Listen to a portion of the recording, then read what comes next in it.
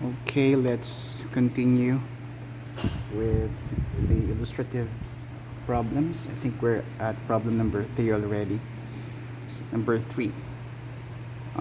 The head loss in 50 meter of 12 cm diameter pipe is known to be 6 meters. Liquid specific gravity is 0.9, of absolute viscosity 0.04 Pascal seconds. Flows at 0.06 cubic meters per second. Find the shear stress at the wall of the pipe. So we have length that is equal to 50 meters. Specific gravity is 0.9. Absolute viscosity of 0.04 Pascal seconds.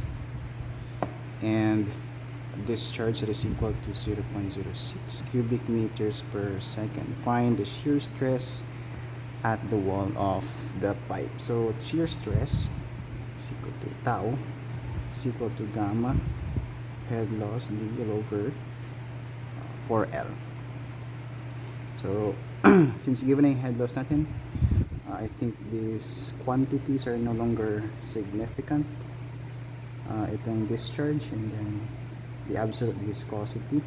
So there are cases that these are given and we are still to solve for the head loss, but since the head loss is already given, then we can skip that part and directly solve for the shear stress in the wall of the pipe. So tau is equal to gamma of the liquid, given yung the specific gravity natin, so we simply multiply the specific gravity of the liquid by the unit weight of water. 0.9 times 9, 810 newtons per cubic meter times the head loss due to friction, which is hindi ko nilagay, is 6 meters, divided by 4 times the length of the pipe, which is 50 meters. So the shear stress tau is equal to, so if you try to examine the units, so cancel yung meter tuloy, wait lang. Ano ba? Yep, cancel isang meter dito.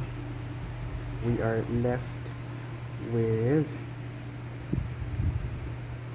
hindi ko nilagay yung length tapos yung diameter. The diameter is so yung diameter nito, ayan, naisulat ko pala, 0.12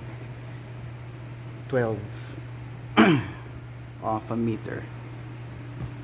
So yan na, hindi ko naisulat yung diameter. So if you try to examine the units, cancel yung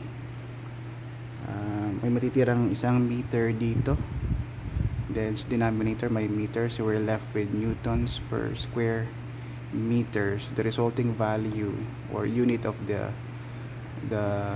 answer would be in pascals, no? So the answer is, we have 31.7844 pascals, and that's the shear stress in the wall of the pipe.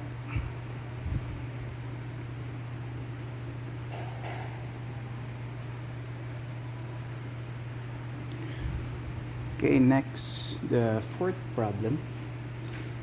Determine the friction factor for flow having a Reynolds number of 5,000 and the relative roughness epsilon over d of 0.015 using Colebrook formula and the Moody chart. The Moody chart is in your module. I think it is on page 8 in your module, no? That's the Moody chart. Okay, so first we need to solve for the friction factor, which will be used later on in solving for the frictional head loss using the Darcy-Weisbach equation or formula. Okay, so we need to solve it using the Colebrook formula and the Moody diagram or Moody chart. So let's try to use muna yung Colebrook equation natin. That is 1 all over square root of f is equal to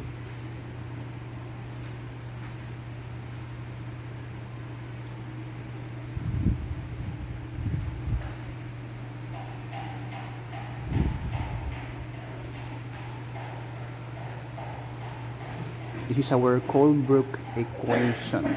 Okay, and we solve the value of f, or the friction factor, by trial and error or by iteration using any method that you've learned in advanced mathematics. Or we can also use, I'm allowing you to use the equation solver of your calculator to solve for f, because we cannot directly solve for f dito using this equation. Okay, so let's solve for f using the Colebrook equation. So we have 1 all over f, square root of f,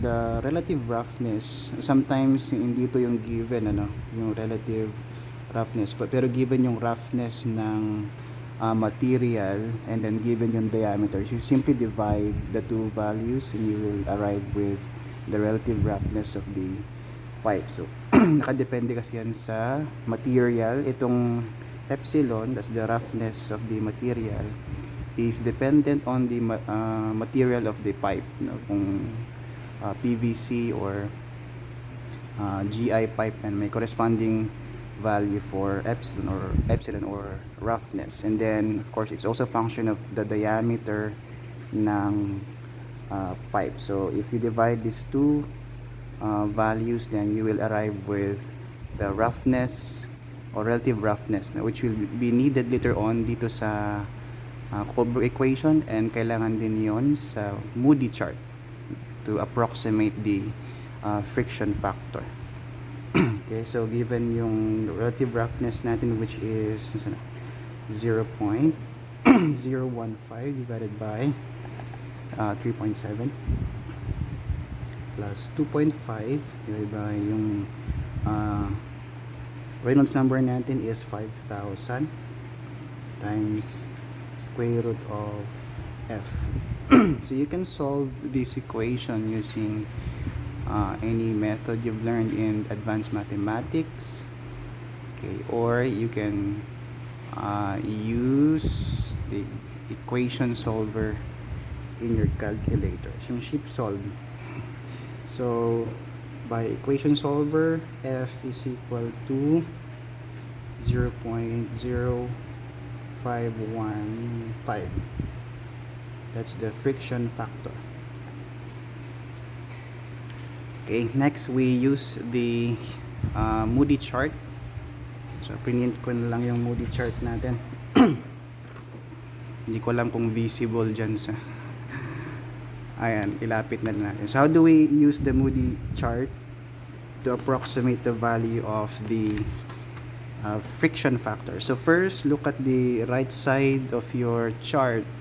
Nandyan yung relative roughness, that's the epsilon over d. Ayan. So tingnan nyo, since given naman yung relative roughness natin, ang relative roughness natin ay 0.015. So look at 0.015 at the right side of the chart.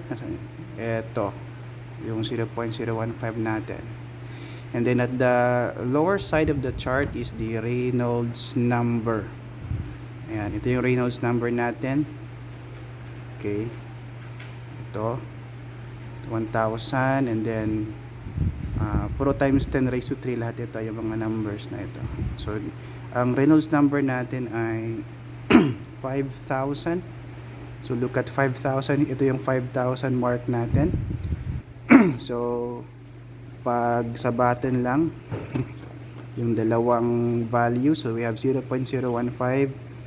horizontal. Okay, nagkaroon siya ng curvature at this point. Ayun. Okay, tatama siya dito. Yung 5,000 natin, draw vertical upwards. So nandun yung intersection ng natin, and then look at the left side of the chart, so approximately, so ito yung left side ng chart is the Darcy friction factor F. So tingnan nyo lang yung intersection ng relative roughness, tapos yung Reynolds number, and then you can approximate the value of the friction factor. In this case, an approximate natin ay friction factor is equivalent to or approximately equal to 0.05 using the Moody diagram or Moody chart. Okay, so most of the time we just use the Colebrook equation for a more accurate result. But kung nakalimutan nyo yung Colebrook equation at meron naman kayong Moody chart, then you can refer to the Moody chart to solve for the friction factor F. Yan. Okay, so that's it. That's how we solve the fourth problem. That's how we use the Moody chart. Okay, so bakit natin sinosolve yung friction factor F? Friction factor F is used in solving for the major loss or frictional losses using the Darcy-Weisbach formula. Okay, so yan.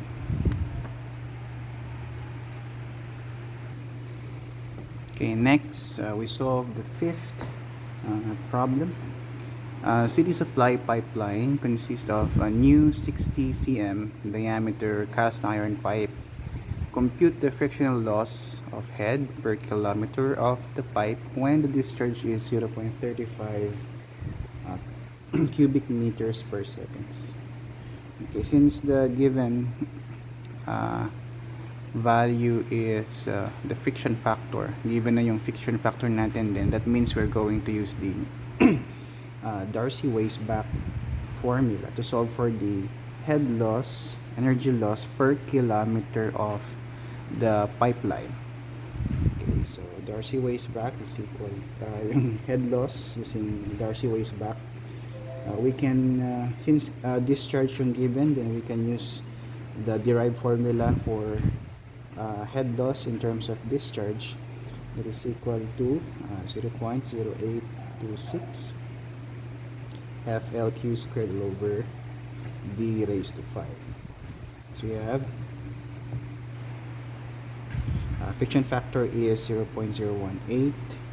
The length is, so sabi dito, we are to solve for the head loss per kilometer, and this formula is derived such that the length should be in meters. Yan. All of the quantities or the linear quantities here should be in meters. So the length here, since we are solving the head loss per kilometer, that means we are to solve for the head loss per 1,000 meters. So we have 1,000 meters yung length times yung discharge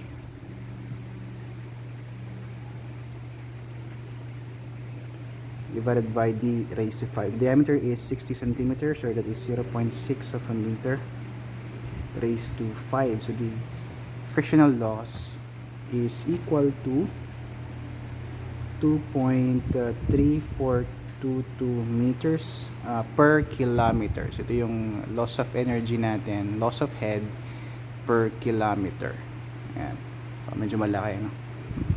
2 meters na drop ng pressure or pressure head.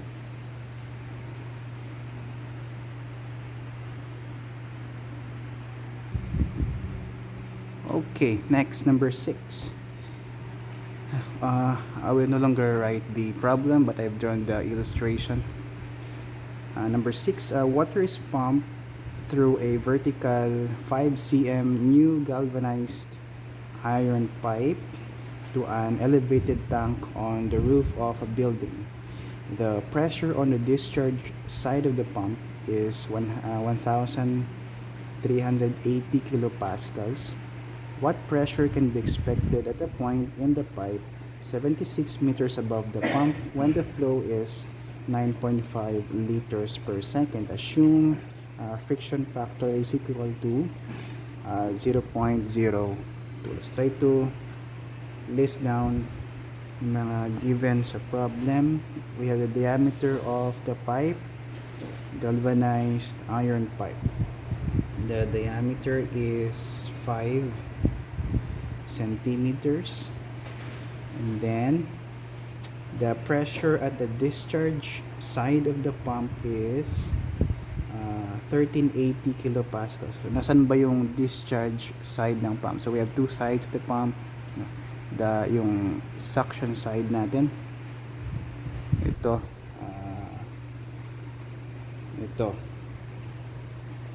na part ng pump, yung suction side, and then nagdi-discharge siya ng water dito, yung after. Okay, so ito yung suction side. Discharge side would be here, somewhere here, and ilagay natin ang label. So this is the discharge side of the pump. Okay, so the pressure at that point, let's say point 1. So P1 is 1380 kilopascals. Then we are asked to solve for the pressure. What pressure can be exerted at a point in the pipe 76 meters above the pump? Okay, so solve natin yung pressure 76 meters above the pump.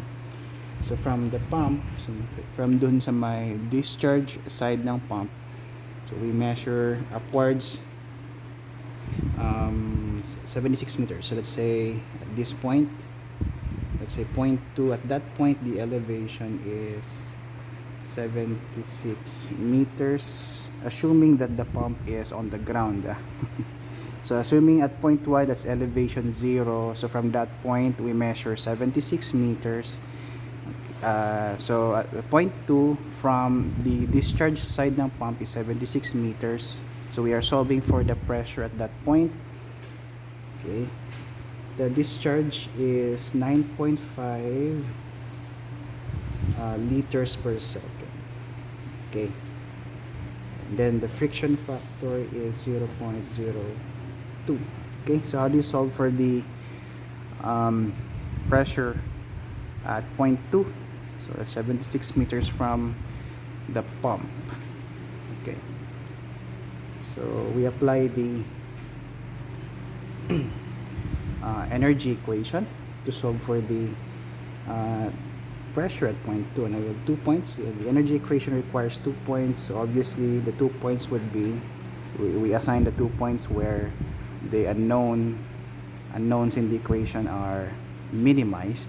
Okay, so at point 1, so point 1 natin dun, so ilagay natin dun sa may alam natin yung pressure, no? At the same time yung velocity, kasi given naman yung discharge natin, so we can simply solve for the velocity at point 1 and the velocity at point 2.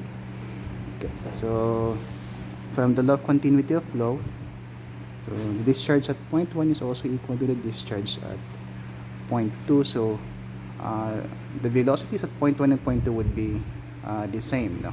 Since they also have the same cross-sectional area. So applying the energy equation, we have V1 squared all over 2G plus P1 over gamma plus Z1 is equal to V2 squared all over 2G plus P2 over gamma plus Z2, and don't forget to include the head loss. Let's say head loss, ano yung nilagay ko doon? Ayan. Head loss from HL pa nilagay ko doon, 1 to 2, which of course is the frictional head loss, ano? Okay, so since V1 and V2 are the same, then these terms would cancel, no? Parehas lang naman yung values niyan. And Z1, we have assigned point 1 to be the datum, no? That would be 0. Z2 is 76 meters. P1 is given at 1380 kilopascals. We are to solve for P2. Z2 is 76 meters. Head loss from 1 to 2 is to be solved using the Darcy waste back formula, since ang given ay yung friction factor. Okay, so let's start. We have 1380 kilopascals divided by this is water, no? So we have 9.81 kilonewtons per cubic meter. It should be equal to P2, yung hinahanap natin, that is divided by 9.81 plus Z2, we have 76 meters plus yung head loss from 1 to 2, that is solved using the Darcy Weisbach formula. So that is equal to 0.0826. F is 0.02.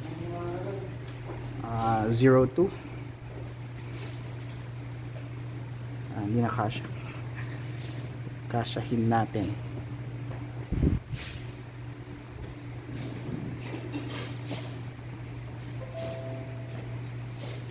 Times the length. Distance from point 1 to point 2 is 76 meters, and then i-convert natin tong discharge natin to an equivalent value in liters per second. So we have 1,000 liters in 1 cubic meter, so we simply divide this to with 1,000, so that is 9.5 liters per second divided by 1,000 liters per cubic meter. I hope that is clear. Okay, divided by d raised to 5, that is 0.05 meters square. So we have the diameter is 5 centimeters. Convert that to meters, so we have 0.05 meters squared. So take note of this value, that's 9.5 liters per second divided by 1,000 liters per cubic meter. So cancel yung liters dyan, yung cubic meter tataas, so the resulting value would be in cubic meters per second. So that's it. I think in your modules, sinod muna natin yung head loss that can also be done, no? And then i-substitute na natin sa yung value ng head loss dito sa may part na ito. So instead of directly solving the entire equation with the head loss, you can separate the solve for the head loss ito and change it with a single value. Okay, so P2 is equal to, the pressure at point 2 is that's 278.739 kilopascals. So that is the pressure at point 2, pressure 76 meters from the discharge side of the pump. Okay, so that's it.